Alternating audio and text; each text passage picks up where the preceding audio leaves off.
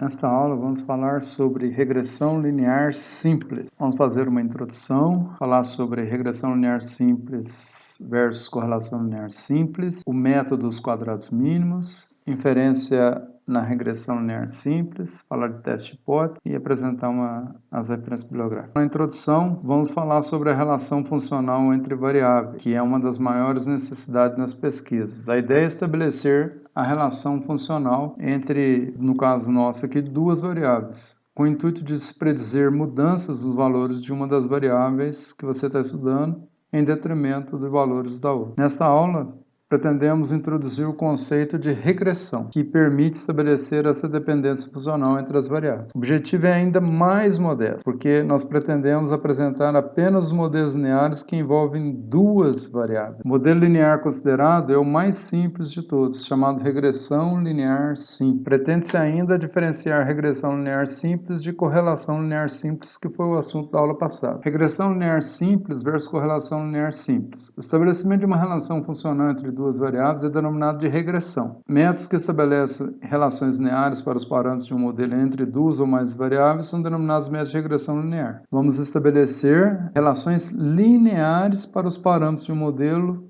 entre duas ou mais variáveis, e no nosso caso particular da aula de hoje, entre duas variáveis. O modelo, por exemplo, dado por yi igual a beta 0 mais beta 1 xi mais εi é denominado de modelo de regressão linear. Porque se nós tomarmos a derivada do y em relação a cada um dos parâmetros, que é o beta 0, o beta 1, nós teremos, derivadas parciais, nós teremos funções que são constantes ou funções que são as derivadas parciais, que não dependem dos parâmetros. Por exemplo, a derivada de y em relação a beta 0 dá 1. Não depende de beta 0 nem de beta 1. A derivada de y em relação a beta 1 é xi. Y' igual a xi é uma função que não depende nem de beta 0 nem de beta 1. Portanto, as derivadas parciais em relação a beta 0, que é 1, em relação a beta 1, que é xi, são funções, uma constante, a outra dependendo da variável x, que não dependem do beta 0 e beta 1, portanto esse modelo é linear. É assim que classificamos o modelo como linear, não linear do ponto de vista estatístico. Não é se ele é uma reta, se for um modelo que tem x ao quadrado aqui, seria linear, porque a derivada do y em relação a beta 1 é xi ao quadrado. Então, mesmo sendo uma equação de uma parábola, ele é linear nos parâmetros, e não na curva que ele estabelece, que no caso seria uma parábola, obviamente não é uma função matemática linear.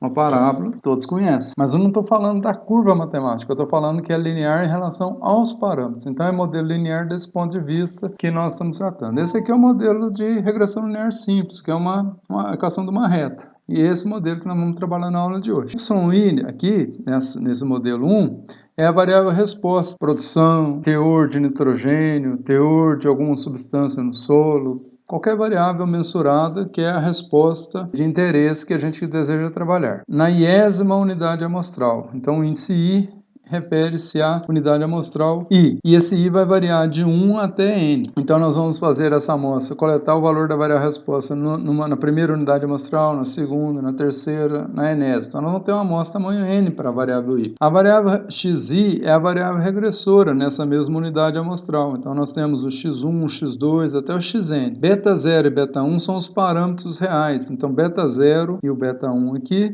são os parâmetros do nosso modelo de regressão. E são parâmetros dos reais. São números reais. E esse εi aqui é o efeito do erro experimental na parcela I, é o iésimo erro experimental, o iésimo erro de regressão, para I variando de 1 até N, sendo N o tamanho da amostra. Obviamente, a gente vai observar os valores de Y e vamos observar ou controlar, né, os valores de X. A variável regressora, nós vamos ver daqui a pouquinho, que é uma variável que a gente controla os seus níveis. Y é uma variável resposta, uma variável aleatória que nós não controlamos a resposta que vai dar. E esse EI aqui, o erro, é uma variável aleatória também, mas só que não é observável, eu não consigo observar o erro. As derivadas parciais da variável resposta Y em relação aos parâmetros beta 0 e beta 1 não são funções de nenhum desses parâmetros. Por essa razão, como eu já havia explicado antes, os modelos são classificados por modelos lineares. Xi é denominado de variável regressora e EI o erro não observável associado à iésima observação. A observação I variando, e obviamente esse vai variar de 1 a N, que é a sua amostra aleatória. Então você vai ter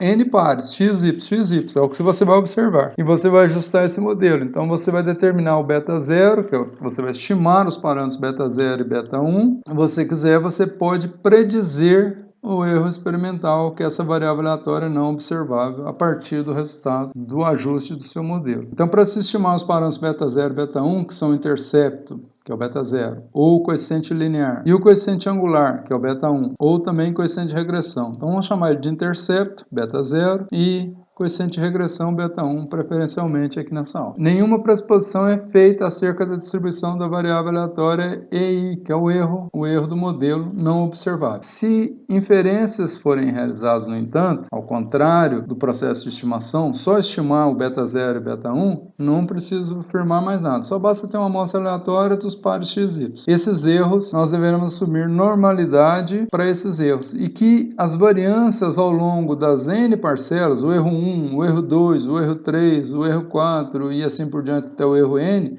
são variáveis aleatórias com a mesma variância. Fala que eles devem ser homocedásticos, têm a mesma variância. A gente já usou esse termo na estimação de diferença de duas médias, nos testes de hipótese para duas médias, que nós tínhamos o caso homocedásticos de variâncias homogêneas e o caso heterocedásticos de variâncias heterogêneas. Aqui nós estamos assumindo homogeneidade das variâncias. Então eles devem ser homocedásticos, ter a mesma variância ao longo das N observações, dos N erros aleatórios que nós temos ao longo do modelo. Que nós temos um erro para cada par de observação XI. Para cada YI, nós temos um erro I associado. Uma primeira distinção entre regressão e correlação linear simples é que na regressão a gente visa estabelecer uma relação funcional, um modelo matemático entre duas variáveis. E a correlação, nós pretendemos medir apenas a intensidade dessa relação linear que existe entre duas variáveis. Na regressão, Y é a variável resposta e X é a variável regressora, que pode ser tanto aleatória como fixa. Então, X, Y é sempre uma variável aleatória, mas X, ela pode ser o que a gente chama de variável fixa. Essa variável fixa é aquela que o pesquisador controla as suas realizações. Então, vamos dar um exemplo aqui para ficar mais claro para vocês. São variáveis que podem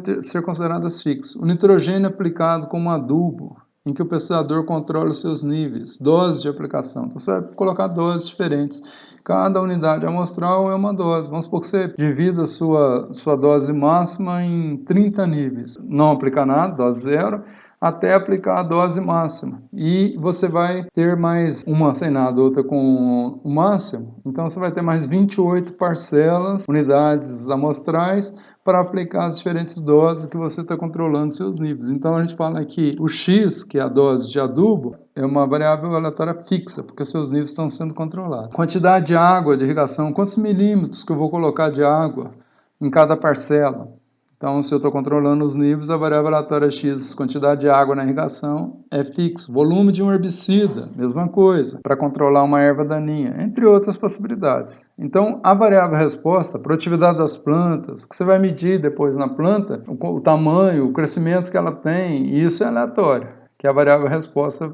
Mas a variável regressora, você pode querer estabelecer também essa regressão de uma variável resposta aleatória com uma variável x aleatória não fixa, não está controlando os níveis. X é aleatório também. Por exemplo, você quer estabelecer uma relação funcional entre o DAP, que é o diâmetro, a altura do peito das árvores, com o seu volume, com a sua produtividade, metro cúbico por hectare. Então, você não está controlando o DAP da árvore, você vai lá e faz a amostragem, mede o diâmetro, e cuba a árvore para ver quanto que ela produziu de madeira. Nesse caso, são duas variáveis aleatórias. Mas, por outro lado, uma boa parte dos modelos de regressão, ou na maioria deles, X é fixo. Você controla os níveis, como esses exemplos que eu acabei de dar. De nitrogênio, né, no adubo, dose de adubo, né, dose de nitrogênio, quantidade de água, volume de herbicida, entre outras possibilidades. Na correlação, objetiva-se determinar a intensidade da relação linear entre duas variáveis aleatórias e na regressão estabelecer um modelo entre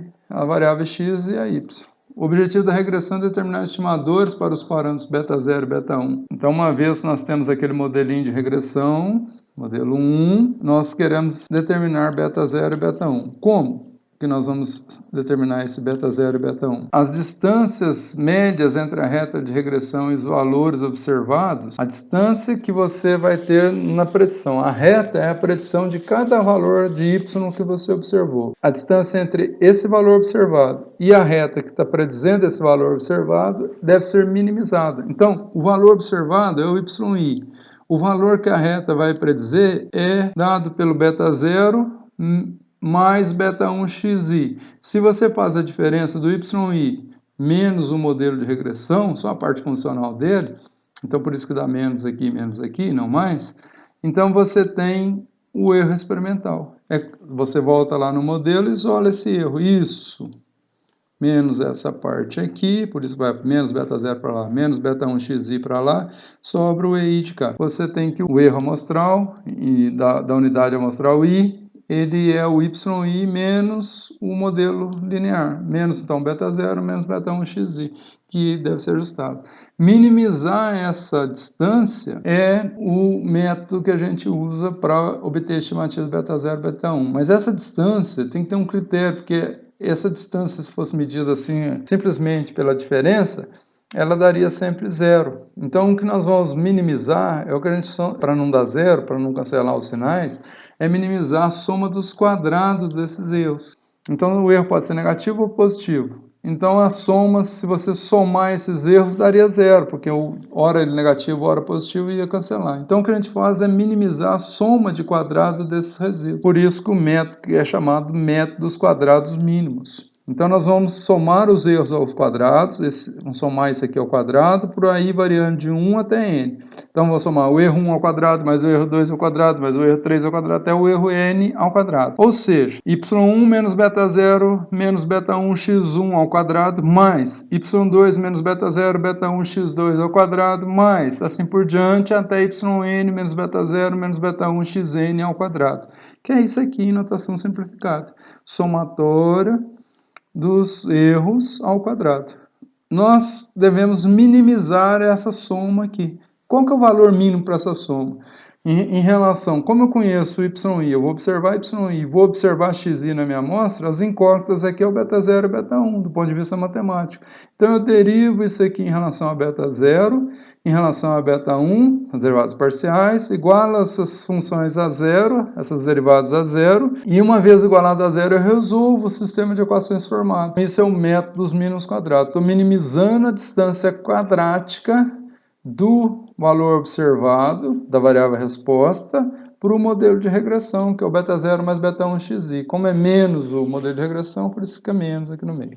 Menos com mais dá menos. Outros métodos podem ser utilizados, como o método da máxima verossimilhança. E, por incrível que pareça, nos modelos lineares, o método da máxima verossimilhança e o método dos quadrados mínimos, que é esse que eu acabei de explicar, são resultados idênticos. Só aquele modelo linear 1 lá, veja, que é para i variando de 1 até n. Então, se eu pegar um i igual a 1, depois i igual a 2, depois i igual a 3, e assim por diante, até i igual a n, eu tenho os vários y, y1 até yn. Beta 0 mais beta 1, quando o i for 1, x1 mais o erro 1. y2, o i igual a 2, beta 0 mais beta 1, x2 mais erro 2, até o yn, mais beta 0, que é igual a beta 0 mais beta 1, xn, mais o erro n. Tem, na verdade, n equações, então eu vou minimizar o erro. Que suposição que a gente faz aqui? Que esses erros aqui, eles têm média zero. Então, eles são variáveis aleatórias que têm esperança. Esperança, eu já expliquei numa outra aula, é a média da variável aleatória. Então, a média dos erros é zero. A variância desses erros ao longo das parcelas é σ2. A variância de cada erro é σ2. A variância é σ2.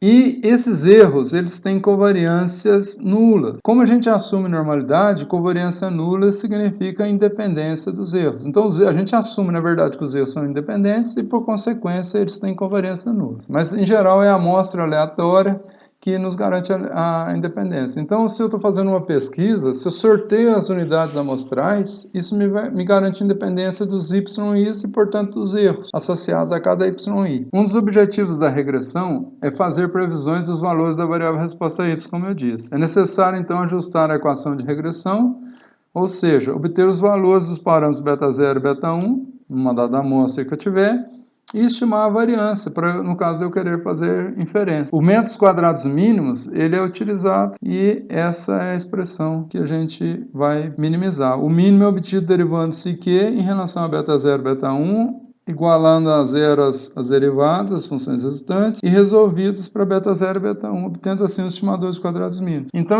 o estimador do beta 0, que a gente representa por beta 0 chapéu, estimador do parâmetro beta 0. ele é a média do y, somatório de y sobre n, menos a média do x, somatório de x sobre n, multiplicado pelo estimador do beta1, que eu vou apresentar já já. Então, y barra menos beta1 x barra. Então, eu vou lá nos n valores da variável resposta, obtenho a média. Nos n valores da variável regressora x, calculo a média, soma e divido por n. Multiplico a média do x por beta1 e faço essa diferença, eu tenho a estimativa do beta0, que é o intercepto. O estimador do beta1, ele é um pouquinho mais chatinho de calcular, mas tem quantidades que nós vimos na aula passada. Então, o estimador do beta1, que é do parâmetro beta1, é o beta1 chapéu. Esse estimador é soma de produtos entre x e y, que a gente aprendeu na aula passada, né? É o somatório de cada par, né? x, y, i vezes y, i, somado para os n pares, menos a soma dos x vezes a soma do y dividido por n. Então, isso aqui é o SPXY, ou a covariância multiplicado por n menos 1. E a soma de quadrado do x no denominador aqui da expressão do estimador. Temos que calcular isso, colocamos aqui, depois calculamos a soma de quadrado do x. Como é que a gente pode calcular a soma de quadrado do x também? Além dessa fórmula aqui, é pegando a variância, que a gente sabe calcular já, e multiplicando por n menos 1, igual eu expliquei. Pegando a covariância e multiplicando por n menos 1. Eu vou mostrar num programinha no final da aula do E. A somatória de x ao quadrado menos somatória de x ao quadrado sobre n me dá a soma de quadrado de x. Veja que isso aqui é quase igual à fórmula da variância. Está dividindo, está faltando aquele divisor, 1 sobre n menos 1, que multiplica isso. Então, se nós pegarmos a variância e multiplicar por n menos 1, a gente tem a soma de quadrado de x e, portanto, fica fácil calcular isso. A soma de quadrados dos resíduos, em que os resíduos são os preditores dos erros aleatórios, a gente chama de resíduo o valor numa dada amostra daquela εi. Então, o valorzinho estimado numa amostra aleatória é o resíduo. A variável aleatória εi a gente chama de erro. Então, temos essa distinção entre resíduo e erro. Então, a soma de quadrados dos resíduos é dado por essa expressão. A soma dos desvios da variável resposta em relação à média. Então, isso aqui é a soma de quadrado do y, menos a soma de produto xy sobre soma de quadrado de x. Então, essa é a nossa formulinha para calcular a soma de quadrado de resíduo. A palavra preditor, que foi utilizada algumas vezes aqui, né, e foi escrita aqui, preditores dos erros aleatórios. Preditores dos erros aleatórios. Uma vez que os erros são variáveis aleatórias e não parâmetros, ela é utilizada. Então, você faz predição de quantidades aleatórias. Então, uma variável aleatória tem um preditor. Um parâmetro, que é uma quantidade fixa na população, uma quantidade constante na população, é estimado. Parâmetro é estimado, estimador. Variável aleatória é uma quantidade que varia, você não tem como prever o valor exato. Então, você tem um preditor do seu valor. O valor da variável aleatória erro, ele é o preditor dessa variável aleatória erro. Então, você vai usar o preditor para ter aquela previsãozinha lá daquele. Obtém-se os preditores e não estimadores de variáveis aleatórias. Para parâmetros são obtidos estimadores. Parâmetros são constantes na população, então você tem estimadores. Então essa é a distinção que a gente faz aqui. Então, soma quadrado total corrigido, que é essa parte aqui, é a soma de quadrado de resíduo mais a soma de quadrado de regressão. Então, soma de quadrado total é a soma de quadrado do y, da variável aleatória resposta, a soma de quadrado total é dado por isso. A soma de quadrado de y é a variância do y vezes n-1. A soma de quadrado de regressão é dada por essas fórmulas alternativas aqui. A soma de SPXY, soma de produtos, ao quadrado, dividido pela soma de quadrado de x. Ou então o beta1 vezes o beta1 chapéu vezes o SPXY. Ou então o beta1 chapéu ao quadrado vezes a soma de quadrado de x. Tudo isso dá a soma de quadrado de regressão. São fórmulas equivalentes para a soma de quadrado de regressão. A figura 1 representa a decomposição da variação total baseada nos desvios da média em um desvio de regressão, que é o valor predito menos a média. Então, aqui é o valor observado menos a média da variável resposta. Um valor devido à regressão, que é o valor que está na reta, que é o predito, menos a média. E um do resíduo, que o epsilon, quando é o preditor, a gente usa o EI. É o valor preditor, é o preditor do erro experimental. Então, é o resíduo, que é a diferença entre o observado e a reta de regressão, que é o y em chapéu. Y em chapéu, que a gente usou aqui, é o beta 0 mais beta 1 xi. Então, para cada xi, eu tenho um valor predito. Nessa figura 1 aqui, eu tenho um valor observado, esse pontinho aqui, tem o valor predito aqui, ó, desse ponto. Então, essa diferença aqui é o erro que eu cometi. O resíduo dessa diferença. Ó. Essa altura aqui é o EI. EI é o resíduo de eu ter observado isso e ter feito, a reta passou nesse ponto. Eu vou estar cheio de pontos aqui. Eu peguei um ponto para ilustrar isso. Então, a minha reta de regressão ajustada por aquele metro menos quadrados, o valor predito dessa reta, o valor observado, que é o valor real que eu observei lá, essa diferença é o resíduo. Essa parte aqui, essa parte que é y menos y barra, é a decomposição da variação total. Y menos y barra, que é essa diferença aqui, ó, yi até o y barra, que é a média. A média é uma reta constante aqui, ó. A média da variável resposta y. Tem vários valores de y aqui, o valor médio dá aqui nessa altura. Tem vários valores aqui, o valor médio é esse. Isso aqui, a variação total, corrigida para a média, é decomposta no resíduo e na parte da regressão. Esse é o nosso exemplo para ajustar o modelo, que foi tirado desse livro do Mead, Cournot e Hester, que é a nossa única bibliografia aqui, ó, Statistical Methods in Agriculture and Experimental Biology, London, 2002. Ajustar o modelo de regressão é obter a soma de quadrado de regressão total e residual utilizando os dados apresentados em Mead. Os dados referem-se a uma amostra tamanho n igual a 11, então temos 11 observações, no qual aplicou-se CO2 em diferentes concentrações. Então, controlou-se a aplicação, ó, doses de CO2 aplicadas, 75 até 250. Então, diferentes concentrações em folhas de trigo. Então, é o X.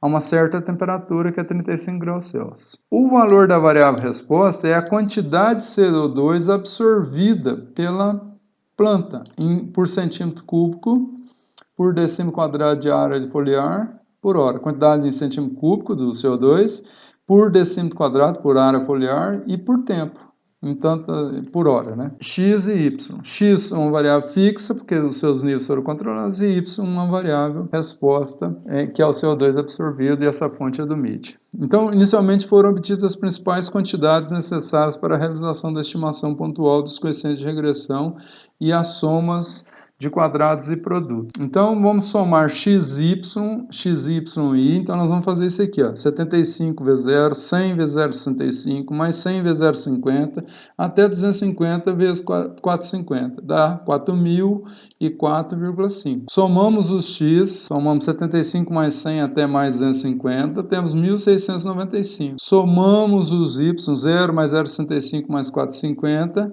temos 20,3, e dividimos por N, que é 11.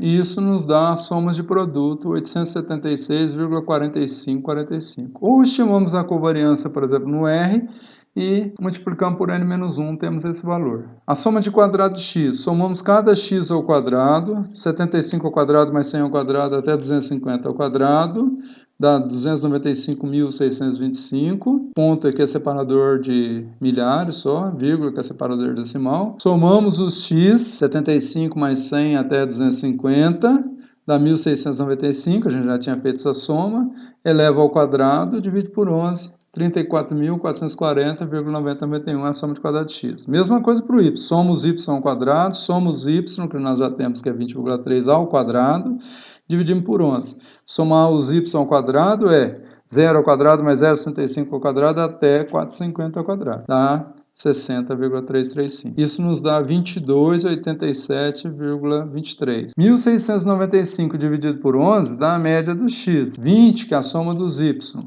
3 dividido por 11 dá a média dos y, 1,8455. Então, o x tem média 150 e poucos e o y tem média 1,84 aproximadamente. Então, se eu pegar SPXY sobre SQ de x, eu tenho o estimador do beta1, ou seja, o meu beta1 chapéu, estimador desse parâmetro aqui. A estimativa, então, é 0,0254. O beta 0, como eu falei, é o y barra, menos beta1, que é esse valor, chapéu, vezes x barra. Y barra, nós vimos ali atrás, 1,8455. X barra 154,0991 vezes a estimativa do beta1. Fazendo essa continha, achei menos 2,0759, que é o intercept. Então, no nosso modelo ajustado de regressão, y em chapéu, a gente põe um chapeuzinho aqui no i, falar que é o valor de estado. Y em observado, y em chapéu o ajustado. É menos 2,0795 0,759, intercepto, mais 0,0254xi.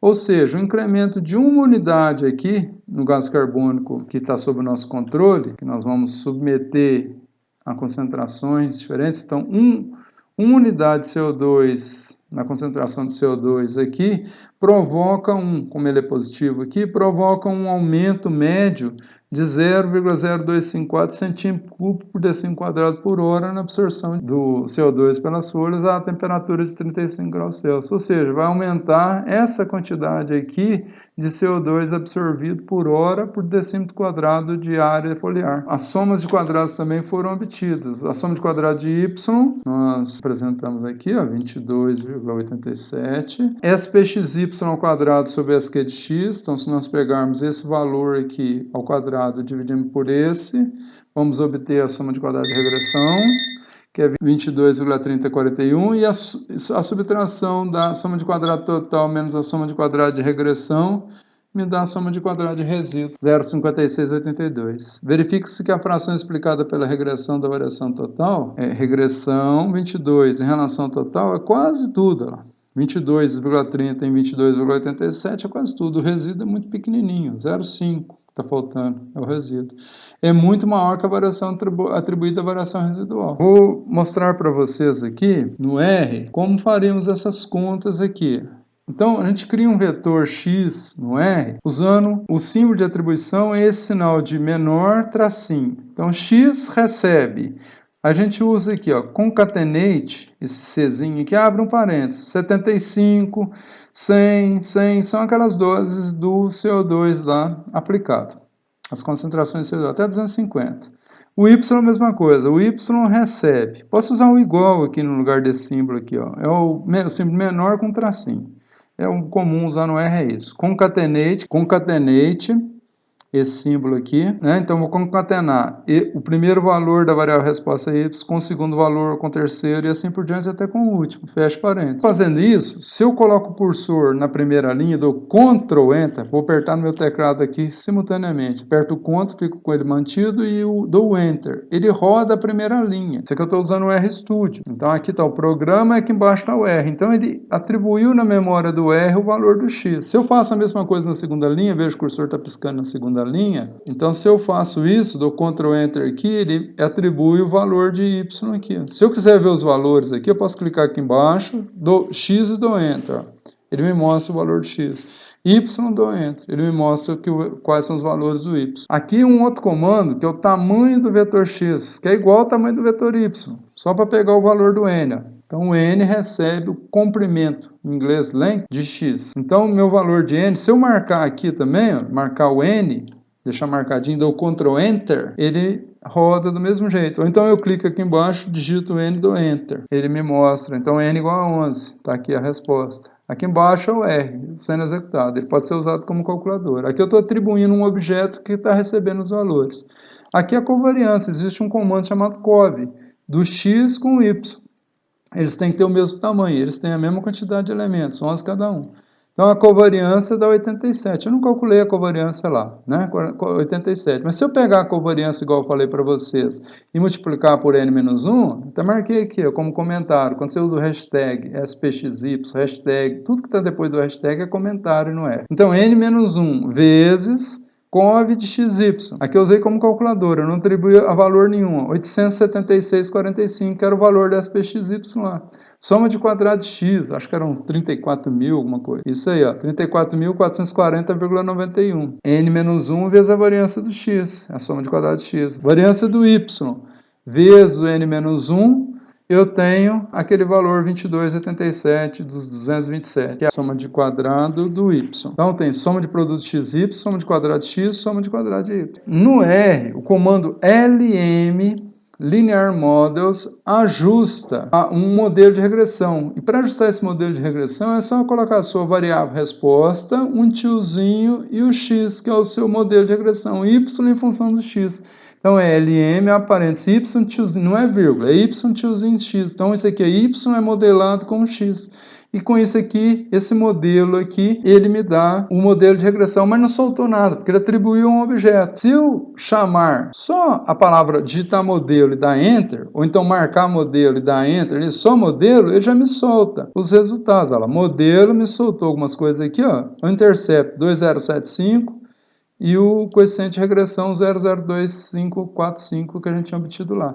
Mas eu posso ainda colocar, esse objeto é chamado de lista, cifrão coeficiente. Então, se eu não lembro, ó, modelos, se eu estou no RStudio, eu digito cifrão, ele me mostra o que eu quero, se eu quero coeficiente, se eu quero os efeitos, se eu quero os resíduos, os modelos ajustados. Então, eu escolhi coeficientes, aí eu dou Ctrl Enter, sai o modelo aqui, ó, só beta 0, intercepto, que ele já marca aqui, e o coeficiente de regressão, que é o beta 1 estimado. Pronto, está ajustado o modelo. Eu vou deixar o sumário para outra parte posteriormente. Então, voltando para os nossos slides, tudo que nós fizemos aqui, né, apresentamos aqui, nós podemos obter lá no R, simplesmente com os comandinhos, como vocês viram ali. Depois vocês param a aula, copiam e reproduzam, por favor. Uma medida simples da qualidade do ajuste do modelo de regressão aos dados é dada pelo coeficiente de determinação. O coeficiente de determinação é representado pelo R2 e é dado por SQ regressão sobre SQ total. Ou também desse jeito aqui, 1 menos a soma de quadrado de resíduos sobre a soma quadrada total. Se nós fizermos a conta aqui, dividimos isso por isso, 22,3041 por 22,87, a gente vai ter o R2 lá. Ou 1 menos isso dividido por isso, que é a mesma coisa, dá o mesmo resultado. Isso dá 97,52, 09752, que a gente pode expressar em porcentagem. Multiplica por 100, 97,52%. Então, 97,52% da variação de CO2 absorvida é explicada pelo modelo de regressão. Então, o nosso modelo tem uma grande explicação da variação que ocorre na absorção. Então, o que a gente está aplicando, né, a variação que ocorre na aplicação explica grandemente a variação que ocorre na variável resposta y, que é a absorção. Inferências na regressão linear simples. Nós temos nosso modelo linear, nós temos os erros não observáveis, que a gente pode estimar. Uma vez que a gente tem um modelo ajustado, a gente pode estimar cada y. A diferença do que você observou, y, o y chapéu me dá a estimativa dos erros, que a gente chama de resíduo. Esses erros, nós supomos que eles são normais independentemente distribuídos, que eu escrevi aqui NID, normal, ID, independente de distribuído.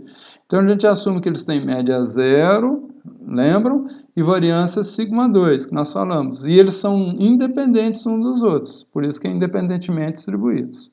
É idêntico independentemente distribuído. É a mesma distribuição, normal com média 0 e variância sigma 2 para todos os erros, para o erro 1, para o erro 2, todos têm a mesma distribuição. Ou seja, todos são cópias independentes da mesma variável aleatória, com a mesma distribuição. Os estimadores beta 0 e beta 1, eles possuem distribuição normal bivariada, com média igual aos próprios parâmetros. Então, beta 0 tem média beta 0 chapéu tem média beta 0, que é igual ao próprio parâmetro, e a média do beta 1 é igual ao próprio parâmetro também, que é o beta 1. Só que as variâncias do beta 0, eu vou precisar disso aqui, ó. A variância depende do somatório de x ao quadrado, da soma de quadrado de x, da variância da população, que é a variância desse erro aqui, do n e da soma de quadrado de x. E a variância do beta 1 depende da variância da soma de quadrado de x. Essas são as quantidades. E eu vou usar isso aqui na hora de fazer a inferência. Para fazer teste de hipótese, eu tenho que usar esses resultados aqui. É necessário enfatizar ainda que o estimador da variância aqui, então eu tenho que ter um estimador, não tinha apresentado esse estimador. Ele é esse S2. Como que eu estimo esse S2? É a soma de quadrado dos resíduos dividido pelos graus de liberdade, que o resíduo tem n-2 graus de liberdade, porque a minha regressão tem dois parâmetros. Então eu tenho n dados. Eu perco 1 grau de liberdade para estimar cada parâmetro desse, por isso que é n-2 no resíduo. Então, essa soma de quadrado de resíduo dividido por n-2 recebe um nome especial chamado quadrado médio, QM, do resíduo. QM res, quadrado médio dos resíduos. Soma de quadrados do resíduo. Ou S2, que é a mesma coisa. Então, S2, o quadrado médio do resíduo, é a mesma coisa. É a soma de quadrado de resíduo sobre n-2. Voltando ao nosso exemplo, a soma de quadrado do resíduo, 0,56, dividido por n-1. Quanto que era o nosso n aqui? 11. Menos 2, 9. Então, se eu dividir essa quantidade aqui por 9, eu tenho o quadrado médio do resíduo, 0,56 por 9. O quadrado médio do resíduo é o estimador do sigma 2. Eu posso fazer teste de hipótese, então, para os parâmetros beta 0 e para o beta 1. Vou apresentar primeiro sobre beta 0. Por exemplo, fazendo uma hipótese bilateral. Beta 0 igual a um valor beta 0 estrela aqui de interesse, que surgiu de uma situação real. A maioria dos softwares, a gente vai ver que o R vai fazer isso, usa o beta 0 igual a 0. Nosso exemplo também é isso, testar que o intercepto é nulo. Mas eu posso testar qualquer valor de interesse que vier do meu problema real de pesquisa. E essa estatística aqui, beta 0 chapéu, que é a estimativa que nós temos do intercepto, menos o valor hipotético, beta 0 asterisco, veio lá da hipótese, dividido pela raiz quadrada da variância do estimador, do beta 0, a raiz quadrada disso aqui, só que eu não conheço o sigma 2. Então, no lugar desse sigma 2, eu vou usar o meu S, ou o meu quadrado médio do resíduo, para estimar isso aqui. Então, eu usei S. Então, esse S aqui é a raiz do QMR, né? Porque o S2 é o QMR. E o S é a raiz do resíduo. Então, dividido pela variância que está aqui, só que na variância estimada. Sigma 2 trocado por isso, tá? Então, eu chamei raiz de S2 é o sigma. Raiz do resto aqui que sobrou dá exatamente a soma de xi ao quadrado, n, essa que é de x no denominador. Divido isso por isso, extrai a raiz, e aqui a raiz do QME. Essa estatística aqui sobre H0, se isso for verdade, tem distribuição T-student com n menos 2 graus de liberdade, que é o grau de liberdade associado à variância do resíduo. E se, num caso de hipótese bilateral, se o valor calculado em módulo for maior que o quantio superior alfa sobre 2 com n graus de liberdade, n menos 2, da distribuição T-student, nós devemos rejeitar a hipótese nula. Caso contrário, não. Então, se o valor calculado em módulo, valor absoluto, sem o sinal, for maior que o valor tabelado, esse quantio aqui, com n menos 2 graus de verdade, rejeitamos a hipótese. Caso contrário, se isso não for verdade, não rejeitamos a hipótese que nós falamos sobre o beta 0. Os softwares fazem o teste para beta 0 igual a 0, automaticamente nós vamos ver o resultado dando R. Para o outro parâmetro, para testar a hipótese sobre beta 1, é a mesma coisa. Testar a hipótese que o beta 1 é igual a algum parâmetro de interesse. E até mesmo hipóteses unilaterais. Aqui é um caso bilateral, igual e diferente na alternativa. Então, a mesma coisa. Beta 1 chapéu, que é o estimador, menos o valor hipotético, já marquei aqui, menos o beta 1 vem para cá, ó, estrela, que é o valor de interesse, no software é 0, dividido pela raiz da variância. Voltando lá naquelas expressões, a variância do beta 1 chapéu é sigma 2 sobre soma de quadrado de x. Mas quem é o sigma 2? Não sei. Então, nós estimamos ele por S2. Então, no lugar do sigma 2, vai estar o S2. Vai estar o quadrado médio do resíduo. Então, o S vai ser a raiz quadrada do quadrado médio do resíduo, dividido pela soma de quadrado de x, raiz da soma de quadrado de x. Nós deveremos rejeitar essa hipótese, que o beta 1 é esse valor que nós estamos afirmando, se o valor calculado em valor absoluto, em módulo, for maior que o quantio superior da distribuição T-student, alfa sobre 2, com ni graus de verdade, o ni é a mesma coisa, n menos 2 graus de verdade. Como é que eu acho o valor tabelado de t? Vou lá no R, QT 0,975, com n menos 2 graus de verdade, eu acho esse valor específico. Testar a hipótese, então, que o intercepto e o coeficiente de regressão daquele mesmo caso, aplico o CO2 com doses controladas a 35, aquele mesmo exemplo lá, 3,1, esses casos aqui. As doses aqui e as respostas que o CO2 absorvido em centímetro cúbico por decímetro quadrado por hora, naquelas concentrações lá. Em trigos, testar a hipótese que os coeficientes de regressão são nulos, ou seja, que o beta 0 é 0, que o beta 1 é 0 também. Então, o meu beta 0 estrela nesse exemplo é 0, o meu beta 1 estrela também é 0. Os resultados experimentais estão lá.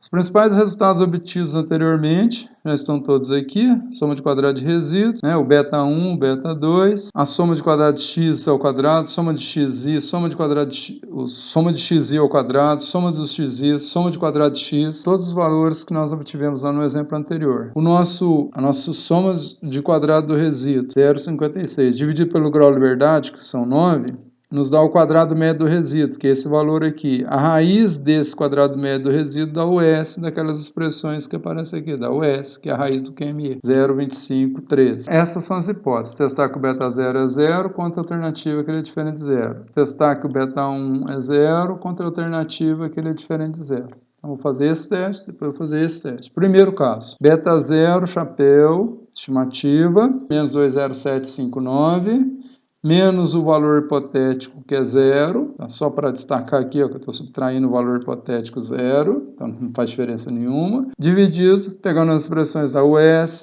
vezes a raiz da soma de quadrado de x ao quadrado, está aqui, 295.625, dividido por 11, vezes a soma de quadrado de x, 11 que é o n, vezes a soma de quadrado de x, que nós já vimos, que é 34.440,9091.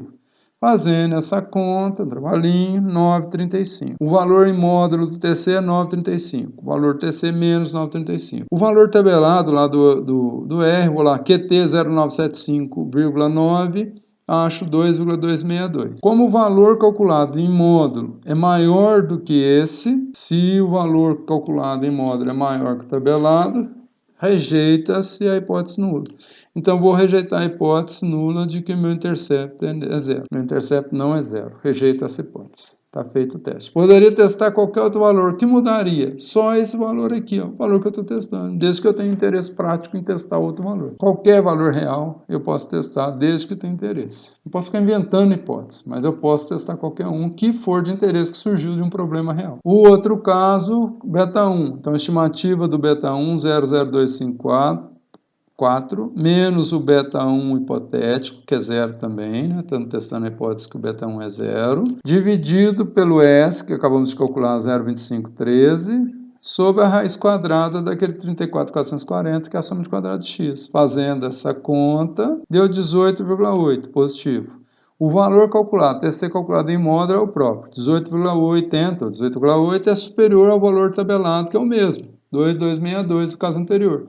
Rejeita, como isso é verdade, rejeita essa hipótese. Se o valor calculado em módulo é maior que o tabelado, rejeita essa hipótese de unidade e o coeficiente angular é significativamente maior do que zero, porque ele deu um valor positivo.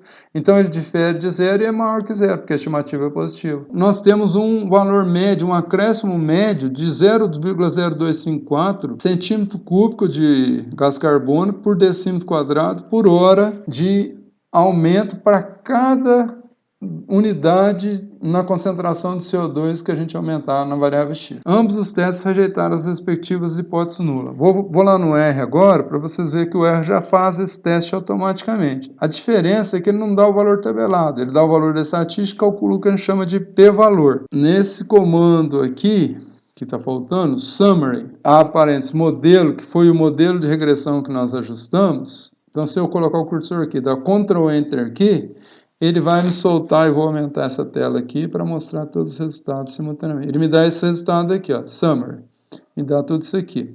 Então, dá o mínimo do resíduo, mediana do resíduo, primeiro quartil, terceiro quartil e máximo dos resíduos. Não me interessa muito isso. O que me interessa é essa tabelinha aqui, ó.